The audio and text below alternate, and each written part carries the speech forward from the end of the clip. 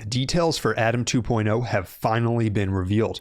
Welcome back to Dynamo DeFi. My name is Patrick, and in today's video, I'll go through everything you need to know about Atom 2.0 and why this could make the Cosmos ecosystem one of the most exciting places to be in the world of cryptocurrency. Before I go any further, I want to remind you that nothing I say is financial advice. You should still do your own research. With that being said, let's get into it. Let's set the stage with what exactly Cosmos and the Cosmos Hub are. As a reminder, Cosmos is not a chain, but a network of interconnected chains, of which over 40 chains are members. And you can see the visualization of those chains and their connections here. The Cosmos Hub is one of those chains. It was the original chain in the Cosmos ecosystem, and it was built basically to facilitate the growth of the entire Interchain ecosystem. And so when we talk about Atom pertains specifically to the Cosmos Hub. There are other chains in Cosmos. But one of the criticisms of Atom over the years has been that it doesn't necessarily accrue value from the growth of this entire ecosystem, like many people wish that it would. But that will hopefully change soon because Atom 2.0 includes some major tokenomics overhauls to Atom that will be rolling out over the next few years, as well as a new strategy for building more value for Atom over time. Let's get into the details of that now. First component of it, and this wasn't revealed just this week, but it is an important component of Atom 2.0, is interchain security and liquid staking. So like I talked about in my previous video, one of the benefits of interchain security is that a lot of chains might want to launch on Cosmos, but it's actually quite difficult to bootstrap a set of validators because you need to have multiple people around the world running these validators, keeping the technology up to date, and so on and so forth. Basically, interchain security will allow new chains that are launching to rent security from the Cosmos Hub and pay staking rewards to Atom stakers, to the validators who are securing the Cosmos Hub, and then now their chains as well. And these chains will be known as consumer chains. And so that is the main plan for how more fees will be generated for Atom. Again, this was not new. This has been in the works previously. Another core component of Atom 2.0 is liquid staked Atom. And the reason for that is that when Atom is locked up in the validators, it's not actually being used in the ecosystem. And as we'll see in a minute, a core part of Atom 2.0 is building additional use cases for Atom throughout the Cosmos ecosystem to make it a true currency and the true reserve asset. So you can think, for example, about how in the Ethereum ecosystem, NFTs are priced in ETH. When you're borrowing money, you're often borrowing it against ETH with ETH as the collateral. And there's just a whole plethora of use cases for ETH in the Ethereum ecosystem. The intention with Atom 2.0 is to make Atom the reserve asset for the Cosmos ecosystem. So to make all of those sorts of use cases built around Atom. But in order to do that, you need liquid staked Atom. And the reason for that is that if most Atom is staked, say 2/3, 70%, maybe even more at times, then that Atom is not in circulation. And that's a good thing because that means it's securing the network, but that means that it's not being used for economic purposes. And so liquid staked Atom will allow people to stake their Atom and also use it in these various applications. And so liquid staking is a core component of these new things that I'll reveal in a second. The first thing that was revealed this week is the plan to make an Interchain Scheduler. The Interchain Scheduler is basically an on-chain marketplace for MEV, also known as maximal extractable value.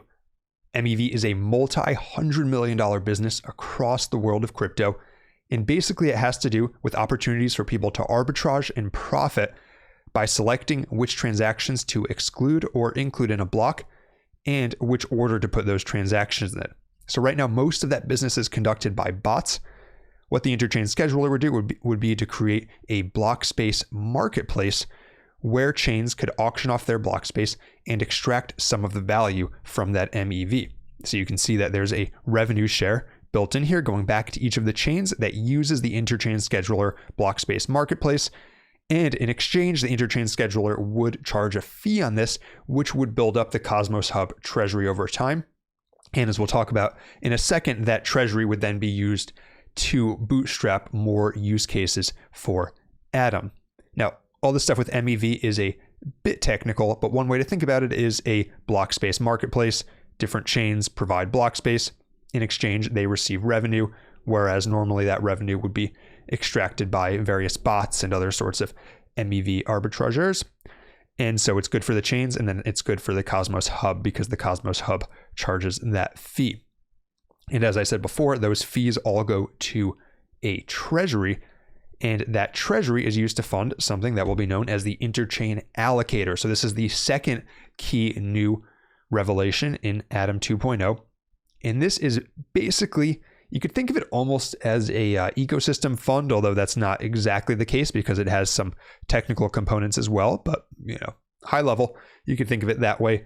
And its mission is to use that Cosmos Hub treasury to fund various projects within the Cosmos ecosystem. And those would be projects that accomplish one of these things: increasing the velocity of new Cosmos project creation, accelerating project growth and sustainability, expanding the economy for cross-chain block space, aligning incentives between new projects in the Cosmos Hub, and making Atom the most desirable, widely deployed reserve asset in the Interchain. And these are direct quotes from the new Atom 2.0 white paper. That's pretty cool. So this gets to the thing I mentioned a second ago about them wanting Atom to be used for things beyond just staking. They want it to be used, for example, as collateral in loans. They want it to be used as a pair in liquidity pools, potentially used as a currency for NFTs.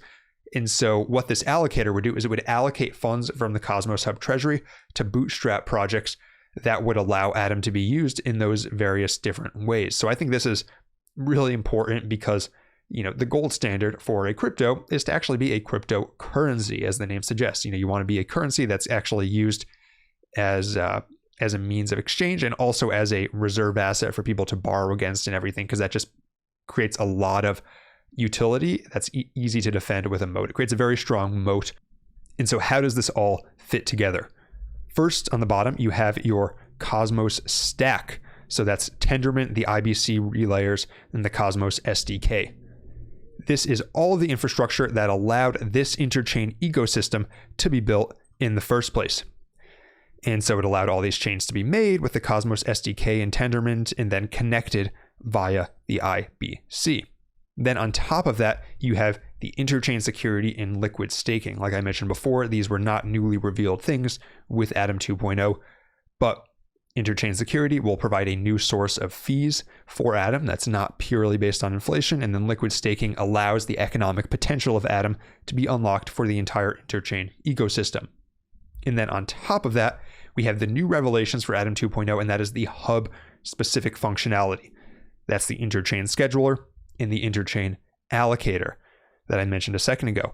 And those two fit together because we got the scheduler, which monetizes the IBC success by providing that block space marketplace and charging a fee on that, and basically using Atom as the settlement asset for that block space marketplace, and then reinvest those funds to grow the market for Cosmos chains and to fund projects that would make Atom the reserve asset, which grows the IBC economy even more, which increases the revenue to the scheduler and creates this virtuous cycle. And that's what you want to see with the value accrual for projects, in that Atom has not had up until this point. Additionally, something else that's important is that the Atom inflation rate was changed. So you can see the old inflation rate is here in the dotted line, and then the new inflation rate is this solid line here. And basically that's set to decrease every month until we get to 36 months from when this proposal is implemented, at which point it would level out to a small amount over time, and that small amount would eventually amount to less than 1% a year. So this issuance would fall off significantly, with the idea that those fees are being replaced by interchain security. The implication of all this, and I said the same thing in my last video, but I really want to hammer the point home, is that you have something called Metcalfe's law, which is the more nodes that are in a system, the more valuable that network is. So 2 nodes has 1 connection, 5 nodes have 10 connections, 12 nodes have 66 connections, and so on, so forth. This ecosystem, the IBC economy, as that gets bootstrapped and as Atom becomes the settlement asset, the reserve asset, and the security asset via interchain security for that IBC ecosystem, that economy will become exponentially more valuable. And so that's why Metcalfe's law is something important to understand for a network type asset like Atom. All that being said, although I am very interested in this project, there are some risks that I want to call out. First is, will interchain security fees be enough to offset the emissions reductions? So right now, Atom is one of the top crypto assets, either top 25 or top 20, depending on the day. This issuance is a lot of dollar value. Will these new chains that launch as consumer chains be able to offset that? Hopefully eventually, but they are in a race against the clock with issuance dropping.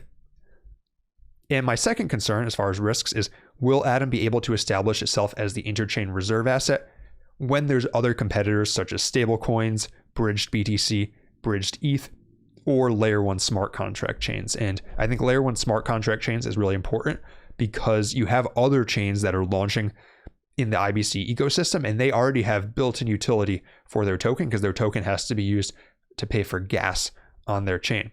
I think this Interchain Allocator will do a good job of helping to establish it as a reserve asset, but this is a real barrier that Atom will have to overcome. And that's what you need to know about Atom 2.0. Let me know down in the comments what you think about these new tokenomics for Atom.